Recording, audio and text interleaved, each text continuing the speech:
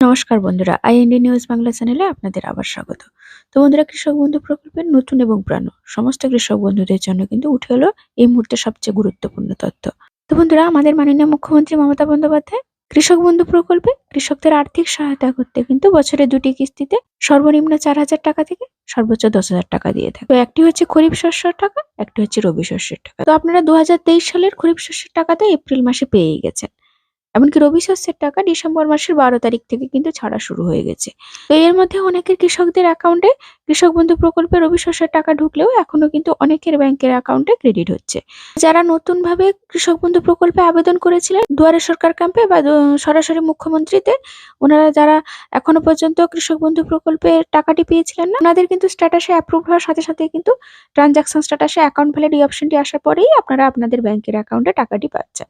তো এবারে প্রশ্ন হচ্ছে যে কৃষক বন্ধু প্রকল্পে খরিফ মরশুমের টাকা আপনারা আপনাদের ব্যাংকের অ্যাকাউন্টে কবে পেতে চলেছেন।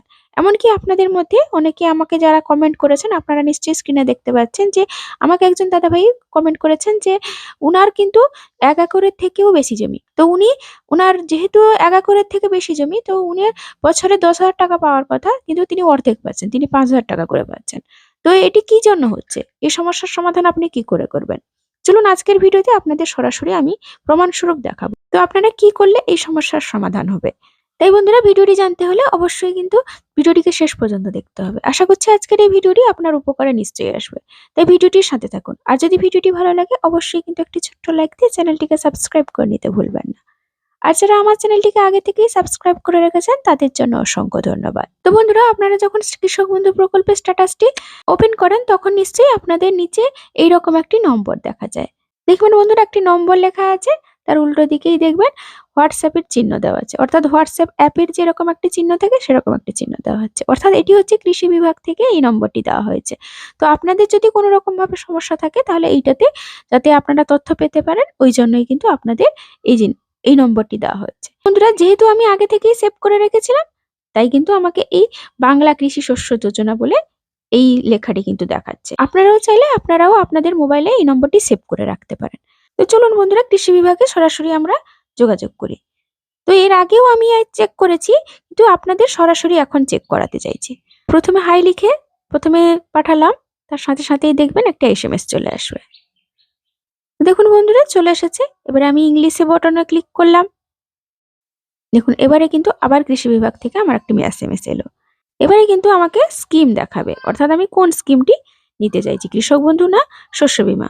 যেহেতু আমি কৃষক বন্ধু সম্পর্কে দেখবো, তাই কৃষক বন্ধুতে আমরা আগে প্রথমে ক্লিক করব। এবারে কৃষক বন্ধু ক্লিক করলাম। এবারে ওখান থেকেও একটা এসএমএস আসবে। এবারে আপনি কৃষক বন্ধুর কোন ডিপার্টমেন্টে দেখতে চাইছেন, অর্থাৎ কোন ইনফরমেশন আপনারা নিতে চাইছেন। বিভিন্ন রকমের ইনফরমেশন আছে, তার মধ্য থেকে আমি যেহেতু আমার টাকা কত ঢুকছে জানতে চাইবো, তাই আমি পেমেন্ট ইনফরমেশনে ক্লিক করব। পেমেন্ট ইনফরমেশনে ক্লিক করলাম। দেখুন বন্ধুরা, ক্লিক করার সাথে সাথেই কিন্তু আমাকে ওখান থেকে এইরকম ভাবে এসএমএস এলো। অর্থাৎ এপিক নম্বর, যদি এপিক নম্বর, আধার নম্বর, কেভিআইডি, মোবাইল নম্বর, আপনি কোনটা দিয়ে আপনার আইডিটি খুলতে চাইছেন। তো এপিক নম্বর মানে আপনার ভোটার কার্ডে আধার কার্ডের নম্বর, আর আপনার কেভিআইডি ওটা কৃষক বন্ধুর যে কেভিআইডি থাকে ওটার একটা নম্বর রয়েছে, আর আপনার মোবাইল নম্বর। তো আমি এখানে সোজাসুজি আধার কার্ড দিয়ে দেখব। তো আমি এখানে আধার নম্বরটি দিয়ে দিলাম। আমি কিন্তু পুরো নম্বরটি দেখাচ্ছি না, হাইড করে রেখেছি। এবারে দেখুন বন্ধুরা, সরাসরি কিন্তু একটি তথ্য চলে এলো। তো যে ব্যক্তির নাম কিন্তু লেখা রয়েছে দেখুন, তারপরে কেভিআইডি ওটা আমি হাইড করে রেখেছি, আর ব্যাংকের অ্যাকাউন্ট নম্বর দেওয়া আছে।